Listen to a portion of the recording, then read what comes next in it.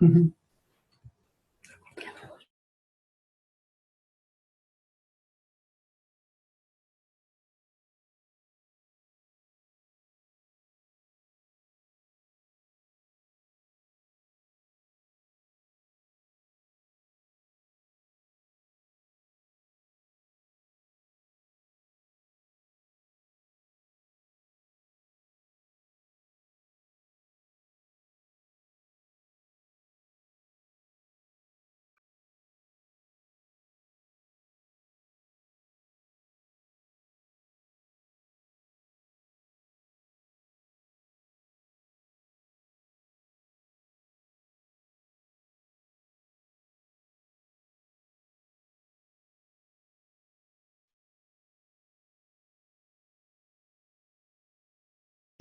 Parece que la mayoría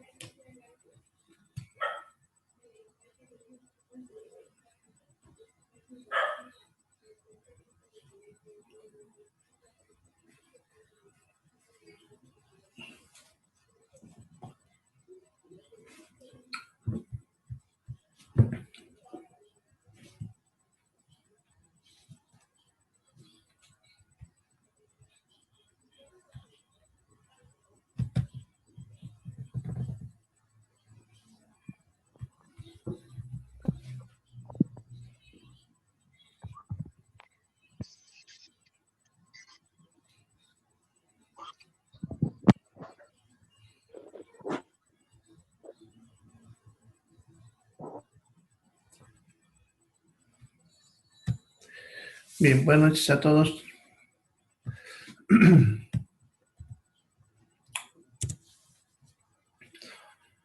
Bien, vamos a continuar entonces la clase de microbiología. Nos falta poquito, así que hoy día se van a ir temprano, ¿ya? Como mañana es su examen. Entonces nos falta acabar un poquitito y hoy día terminamos temprano. Bien, entonces ayer habíamos quedado viendo a los nematelmintos intestinales. Habíamos a las ascaris, enterovirus, trichuris. Vamos a ver ahora su sintomatología. En todos los casos va a haber como síntomas la pérdida de apetito, pérdida de peso, decaimiento, debilidad, dolor abdominal, náuseas, vómitos, diarrea, ¿ya? De forma variable. Eso significa, algunas veces puede ser que sea intensa pérdida de apetito, ¿ya? Y no tenga ni diarrea ni vómitos. En otros casos puede ser que tenga diarrea con decaimiento, así, o sea, variable. No hay un cuadro típico para decir exactamente esto, ¿ya? Ahora, el grado de desnutrición dependerá de la cantidad de parásitos y del estado nutricional previo del paciente, ¿ya? Si tiene, pongámosle, 1 o 2, de repente ni se entere que lo tenía. Pero si tiene muchos, estamos hablando de repente 100 o más, entonces de repente la desnutrición también sea más severa. Ya, en los niños principalmente suele afectar bastante, porque como son pequeños, entonces su masa corporal ya comparada con la cantidad de parásitos es muy diferente. Eso significa que de repente a un adulto que tenga 10 parásitos ni no le haga nada, pero para un niño pequeño, 1 o 2, de repente también ya le dé sintomatología. Bien. Ahora, además de esos síntomas, algunos de los parásitos que hemos mencionado, ya pueden tener síntomas específicos, ya, como ser, por ejemplo, el Oxyurus, que el Oxyurus era el Enterovirus vermicularis.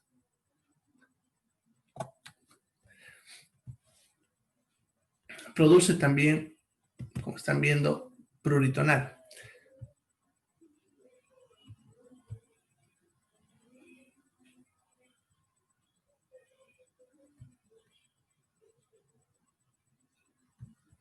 ¿Ya? ¿Qué significa eso? Acuérdense que les había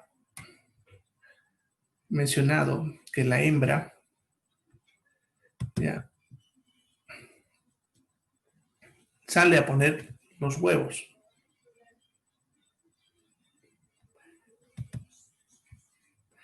¿Ya? Entonces, sucede que les había contado también que va dejando un caminito así como de la babosa o del caracol y va dejando sus huevos ahí. Entonces esto cuando seca produce picazón, prurito. Entonces los niños que tienen oxiurus van a estar sacándose todo el tiempo su trasero, ¿ya? Porque les pica, ¿no? Principalmente mientras duermen. ¿Ya? Eso hace que no duerman bien y tengan otros síntomas. Por ejemplo, el bruxismo, que es frotar los dientes y hacerlos silbar. Ya los hace silbar los dientes. Entonces, eso se debe a que no está durmiendo bien. Y las pesadillas también por lo mismo. Como está picando mientras duerme, entonces no duerme bien, tiene pesadillas. Y eso incluso puede afectar su rendimiento escolar o diario. El día siguiente, ya que si no duerme bien, pues entonces se va al día siguiente va a estar con sueño, decaído, no va a poder pensar, etc. Bien.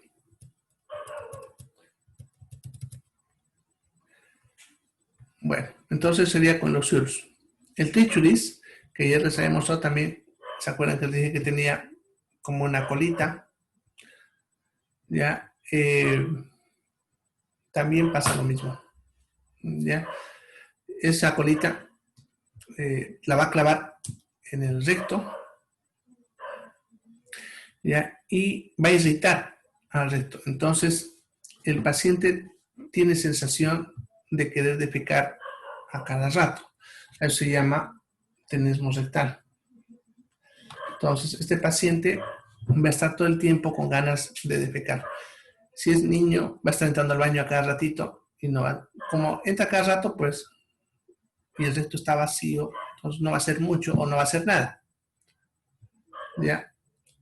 Junto con eso suele venir intenso pujo, o sea, para poder defecar, va a estar con intenso pujo. ¿Ya? Y eso en algunos casos puede generar el prolapso rectal. ¿Ya? Eso significa que el recto se voltea para afuera. ¿Ya? Les vamos a mostrar una imagen para que vean cómo es.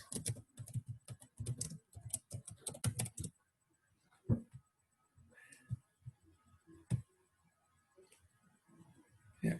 Bueno, como está clavado, además de eso, puede producir, como están viendo, sangrados, ¿no? Entonces, a veces defecan con poquito de sangre, con manchitas de sangre, y se puede ver a ese efecto. Ahí está.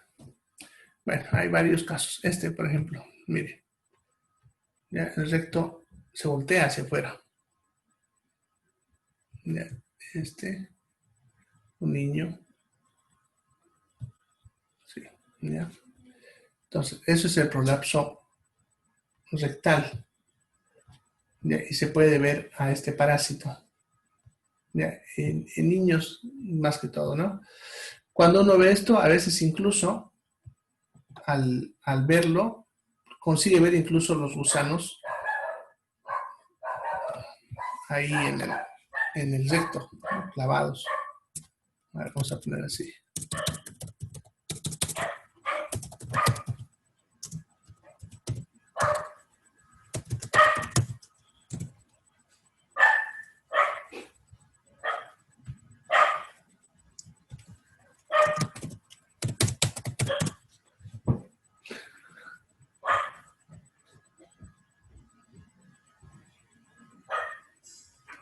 Ahí está. Miren este, por ejemplo.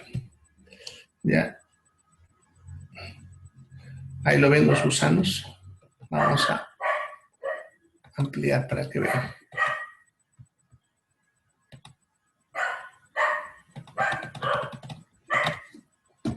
Ahí está. Ya. Están los gusanos, mírense bien clarito. Ahí, ¿no? Ya. Ahí. Estos son imágenes de endoscopía y el recto, miren, llenito de este gusano clavado. Ahí no se ve bien, pero pareciese. Bien, entonces eso sería el prolapso rectal producido por el trichura. Bien, y las ursinarias.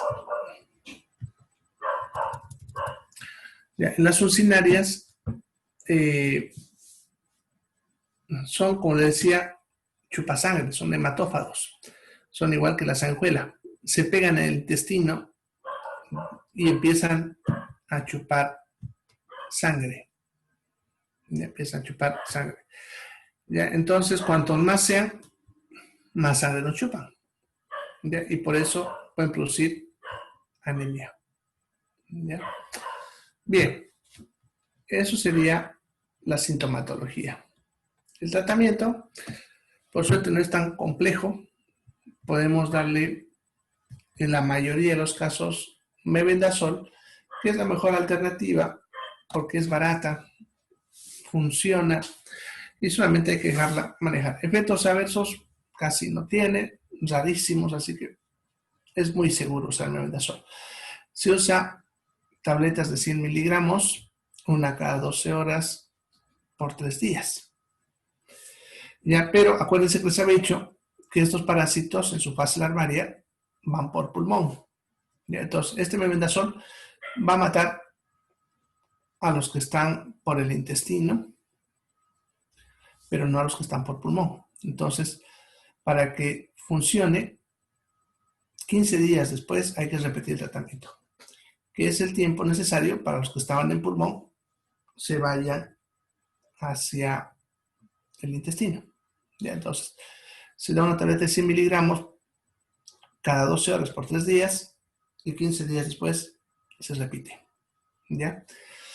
Bien, luego estaría el albendazol, que es más caro, tiene más efectos adversos, pero tiene la ventaja de que necesita una sola vez, no hay que estar repitiendo. ¿Ya? En la mayoría basta con una tableta de 400 miligramos y nada más, con eso cura. ¿Ya? Sin embargo, en lo que es las ursinarias y el trichuris, necesita una tableta por día por 3 días. ¿Ya? Entonces, esa es otra alternativa. El tiabendazol, este sí tiene muchos efectos adversos y por lo tanto, si bien se puede usar por vía oral, porque hay en tableta, no es aconsejable. Pero este tiene la ventaja que viene en crema, lo cual es muy útil para la alarma migras cutánea. Lo que ayer les mostraba, lo que le decimos el sabañón. Entonces se sirve para eso. Bien, esas serían las mejores alternativas, ¿no? Como les dije, el mebendazol sería la mejor alternativa, porque incluso la dosis es la misma en adultos o en niños, ¿ya? 100 miligramos tanto para adultos como para niños, ¿ya? Lo que sí, en el caso del mebendazol, no se puede dar en niños menores de 2 años. Y eso se debe a que este parásito, el Láscaris principalmente, es muy inquieto. Y estos medicamentos, que es el albendazol y el tiabendazol, lo que hacen es bloquearle el metabolismo de la glucosa. Entonces prácticamente el gusano se muere de hambre. ¿Ya? Y como el Láscaris, como les decía, es inquieto, entonces son muchos, a veces se enredan y forman pelotas de gusanos, que el intestino de un niño de menos de 2 años no puede empujar.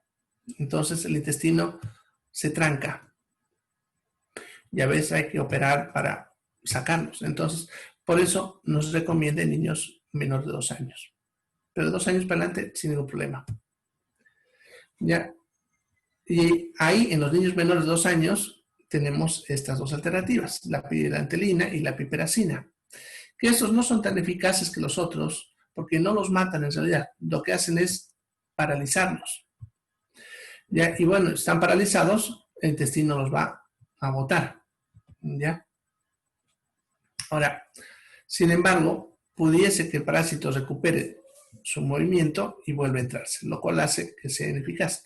Sin embargo, en los niños menores de 2 años se convierte justamente en la droga ideal porque así evitamos que se formen pelotas, como habíamos mencionado. ¿Ya? Bien, entonces sería el tratamiento para estos parásitos. El thiabendazol en crema lo vas a colocar cada 12 horas por 5 a 7 días. ¿Ya? Pero siempre es bueno, además del thiabendazol, tomar mebendazol o albendazol. Yo suelo aconsejar albendazol, porque ten en cuenta que si hay uno que está en la piel, puede que varios ya hayan llegado a pulmón o a intestino. Entonces, no basta con ponerle en la piel nada más, que eso lo va a matar al que está ahí, pero no a los que están dando vueltas por pulmón. Entonces, asociarlo. Darle thiabendazol en cremita cada 12 horas por 5 a 7 días y al mismo tiempo el albendazol, la dosis que le decía, por 3 días, ¿no? Bien. ¿Alguna otra pregunta? ¿Preguntas? Bien, vamos a los otros entonces.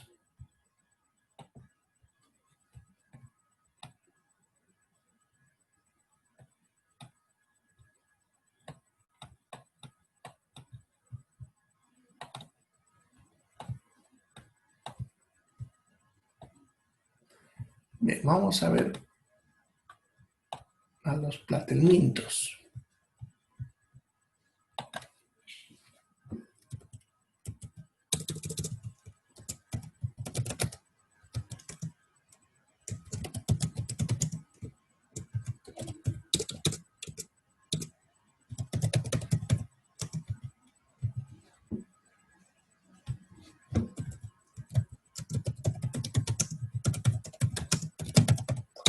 Bien, entonces, los platelmintos, como les mencionaba la clase anterior, son los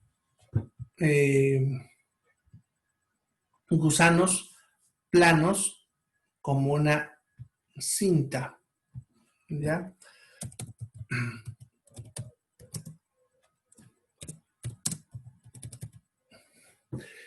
Son varios, ¿ya? Pero la mayoría no existen aquí en América, así que no lo vamos a mencionar. Solamente vamos a mencionar estos dos, que estos sí hay, y son los que afectan a humanos, porque también hay otros que afectan a,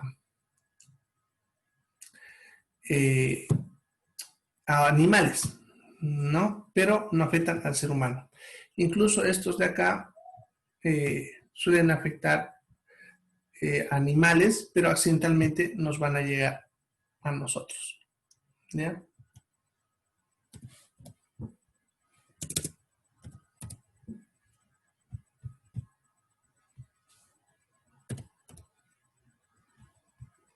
Bien.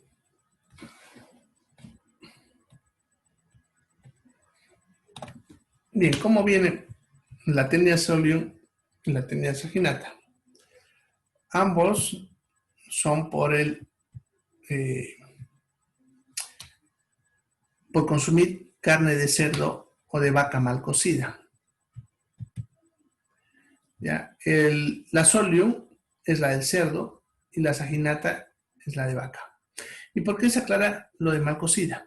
Porque estos parásitos mueren a temperaturas alrededor de los 90 grados centígrados y una carne se cuece a los 70 grados.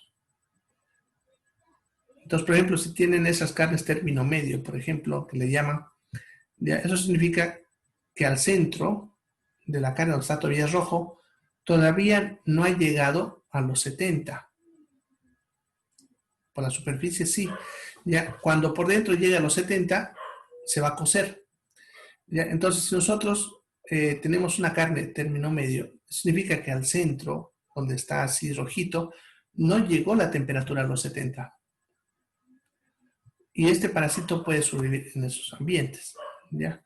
Entonces, por eso se le está aclarando que mal cocida, ¿ya? Para evitar esto, simplemente hay que, por lo tanto, hacer cocer bien las carnes. Bien, pueden producir dos tipos de parasitosis. La primera se llama teniasis intestinal, ¿ya? Que es cuando el parásito se aloja en intestino. En ese caso,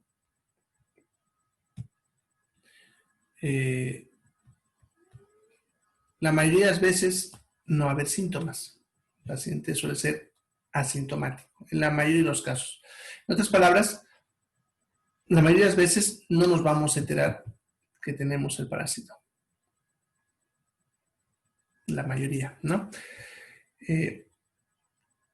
También hay que tener en cuenta que este parásito, como les decía, no es del ser humano, es más como un accidente. Entonces, es muy raro ver más de uno. Ya incluso el nombre de solitaria que le suelen llamar, ¿ya? Porque no es nuestro en realidad, ¿no? Si no tuviésemos muchos. Entonces, como es uno, es muy difícil que dé síntomas. Generalmente, acuérdense que les decía, cuando hablamos de los otros gusanos, la sintomatología depende de la cantidad, ¿ya? Entonces, por eso la mayoría de veces es asintomática. Sin embargo, en algunas personas puede presentar esos síntomas que ven ahí, náuseas, diarrea, vómitos y dolor abdominal. Y como ven, incluso son síntomas que pudiesen ser ocasionales o suaves, por lo tanto, de repente no le den importancia que los tiene, ¿ya? La mayoría de las veces esto se diagnostica por casualidad, ¿ya? Porque incluso sus huevos son difíciles de ver, ¿ya? Ahorita les voy a mostrar por qué, ¿ya? Y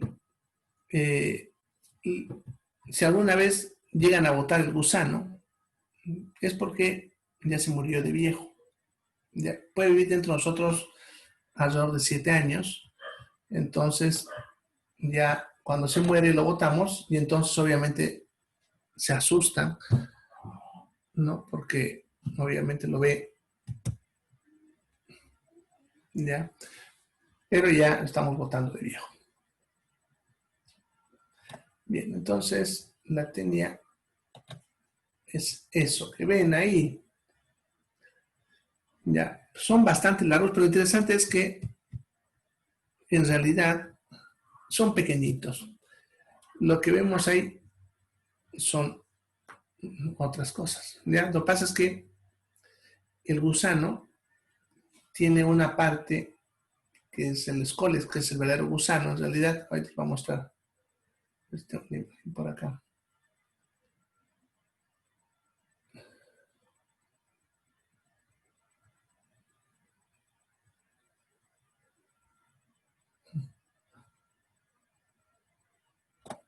Bueno, acá a ver este. No, pero es un dibujo. No es un dibujo. Acá, bueno, este dibujito de acá. Entonces, el gusano en sí es solamente una partecita, que es esto de acá. Que eso es chiquitito. Ahorita vamos a ver en uno verdadero. ¿Ya? Y él produce unos sacos de huevos que se llaman proglótides, que ven todos estos cuadrados que ven aquí en el gráfico. Entonces, eso en realidad no son el gusano, son sus sacos de huevos, si ustedes quieren, que están pegados, y eso es lo que lo hace largo, aparentando que el gusano fuese grande. Ya, pero en realidad es chiquito y está llenito de esas proglótides que se pueden ir desprendiendo y entonces pues, ir saliendo, ¿no? Entonces, esto, por ejemplo, que ven ahí, ya son proglótides, son esos sacos que decía, llenos de huevos, ¿no? Todo eso. ¿Ya? Aquí vemos otro, también incompleto. Este creo que es el mismo, ¿no? Bueno, ahí está. Los mismos son los que se repiten. Bien. Entonces, así es lo que son las tenias. Aquí, por ejemplo, hay un esquema bonito, miren que nos muestran en la cabeza, lo que es el escolis que les decía, que es donde está en realidad el gusano verdadero, y todo eso que ven son los sacos de huevos que siguen pegados al cuerpo del gusano. Bien, entonces es proglotides donde están madurando los huevos, ya se van a ir desprendiendo y van saliendo con las heces. En el medio ambiente afuera, recién revientan y liberan los huevos. Es muy difícil que revienten adentro. Bien. Bueno, entonces, ese sería el gusano. Y ese sería teniaces. Ahora, a veces produce otra forma que se llama cisticercosis. Ya, la cisticercosis es cuando afecta algún tejido fuera del intestino. Pero para que esto ocurra, tiene que entrarnos a nosotros la larva.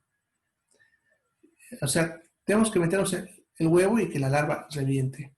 Ya, no comer la carne, sino de forma diferente, sino como cuando le entró al cerdo o a la vaca, lo cual es bien difícil que le pase al ser humano.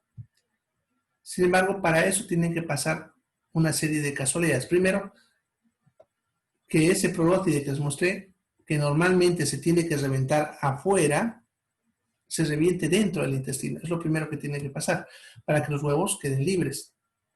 Segundo, que esa persona, justamente cuando estaba botando esos huevos, haya ido al baño, se haya contaminado las manos y no se las haya lavado.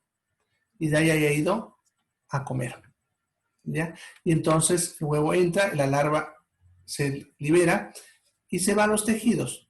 La mayoría de las veces se va a tejidos como el músculo, donde ahí ni nos enteramos que tuvimos esto. Pero a veces se puede ir a órganos como el hígado, el pulmón y lo más temido, el cerebro. En ese caso, cuando afecta el cerebro, va a empezar a crecer dentro, formando un tipo quiste, una bolsa llena de líquido, donde está la larva desarrollándose. ¿Ya? Y eso puede producir sintomatología, como están viendo. ¿Ya? Puede producir dolores de cabeza, mareos, vértigos, convulsiones. Y otros síntomas de tipo neurológico, dependiendo de qué parte se localice. Ahora, esto no se puede diagnosticar fácilmente con esos síntomas, porque eso ustedes saben que puede ser cualquier cosa. La única forma segura de poder saber esto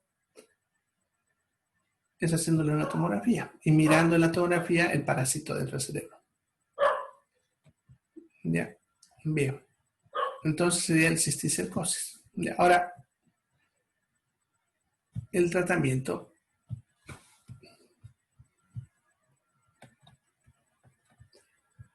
Bien, vamos a usar el albendazol y la niclosamida. ¿Ya? El albendazol, si lo vamos a usar para la intestinal, para primera, para la tendencia intestinal, hay que darle una tableta por día por 5 días. Con eso matamos al intestinal y lo va a botar, obviamente. La niclosamida es más efectivo para la intestinal. Con ese simplemente tiene que, en el adulto o en niños mayores de 30 kilos, 4 tabletas que se tienen que mascar. Una sola vez, o sea, todo junto, y con eso ya es suficiente. Si son menores de 30 kilos, 2 tabletitas, ¿no? Y con eso se mata al intestinal, que se va a desprender y va a salir. Pero no siempre lo va a botar, obviamente, porque no se olviden que estaba formado por sacos de huevos, que eso a veces en el proceso digestivo se va deshaciendo y no siempre lo va a botar, pero ya está muerto, así que no hay ningún problema. Ya, la cisticercosis, el tratamiento es más delicado. Ya, usamos también albendazol. Eso también, vamos a usar también el albendazol. Pero la diferencia es que el tratamiento es más largo. Se va a usar un tratamiento de 15 a 30 días. Ya, una tableta por día.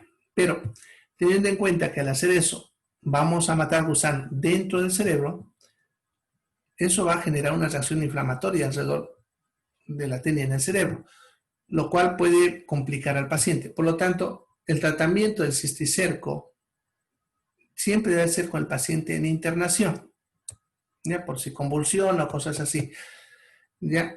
Ahora, con eso vamos a matar al gusano, pero hay un problema. Puede pasar dos cosas. Uno, que el gusano se deshaga y se reabsorba en los tejidos. Significa que después de un tiempo no haya nada, porque el cuerpo se encargó de hacer desaparecer el gusano. ¿Ya? Y lo otro que pueda pasar es que se calcifique. A veces nuestro cuerpo, cuando hay algo ajeno, le empieza a botar calcio alrededor. Y en otras palabras, si este gusano se muere, lo va a calcificar, lo va a volver como un hueso, en otras palabras. ¿Ya? Y en ese caso, los síntomas no van a desaparecer, ¿ya? Porque obviamente sigue ahí irritando al tejido cerebral. En esos casos, pudiese ser quirúrgico, ¿ya? Pero aquí está el problema. En cerebro no siempre se puede operar. Eso depende de la distancia que se encuentre en la superficie, está más cerca de la corteza, en qué zona del cerebro está. Hay zonas del cerebro que si nosotros entramos y cortamos, lo matamos al paciente. O sea, depende mucho de dónde está, ¿ya? Por lo tanto, no siempre vamos a tener éxito en el tratamiento, ¿ya? Bien, entonces, ahí está la respuesta. Si se puede sacar la tenia o no, están viendo. El intestinal la vamos a matar y se va a salir. No hay para qué. Antiguamente daban laxantes, ¿no? Pero era para que el mismo paciente vea que lo botó. Pero no es necesario porque está muerto. Y para el cisticerco están viendo, lo vamos a matar. Si tenemos suerte, nuestro cuerpo lo deshace y desaparece y todo bien. Pero si no, se calcifica y en ese caso hay que pensar en la cirugía, ¿ya? Y eso dependerá, como decía, de qué parte del cerebro esté ubicada, ¿ya? Bien, entonces, eso sería el cisticerco. ¿Alguna pregunta hasta acá?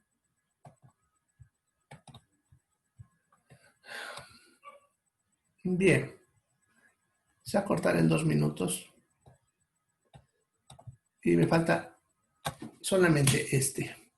¿Ya? Así que, ni bien se corte, entran, vamos a estar unos minutitos y terminamos. ¿Ya? Les voy a mostrar imágenes también. Ya, entonces, aprovechando el tiempo. La trichinella spiralis es lo que todo el mundo le conoce como triquina. La triquina, tendré que escucharla una vez. La trichinella spiralis es la triquina. Ahora, la triquina es un parásito de los cerdos y de animales carnívoros. ¿Ya? Puede llegar a nosotros al comer carne de cerdo contaminada. ¿Ya? Pero aquí está el detalle. En el anterior parásito les dije que se moría al hacerlo cocer bien. Este de acá puede sobrevivir a altas temperaturas. Entonces, una carne, por más que esté bien cocida, puede tener todavía el parásito activo. Por lo tanto, cuando hablamos de triquina, la carne, ni siquiera bien cocida, debe ser consumida. O sea, de que va a morir a altas temperaturas, lo va a hacer, pero a temperaturas que se alcanza a nivel industrial. Lo que tenemos en la casa, lo que hacemos cocer, no va a morir de repente el parásito. ¿Ya? Así que la carne contaminada con triquina, simplemente hay que botarla, no hay que consumirla, ni bien cocida. ¿Ya? Eso tenlo en cuenta. De todas maneras, la carne contaminada es fácil de reconocer. Ya ahorita a la vuelta les voy a mostrar cómo se reconoce la carne con triquina. Bueno, de repente algunos de ustedes ya lo conocen, la vio ver alguna vez. Ya. Bien, entonces se va a cortar, va a ir entrando a la otra sesión.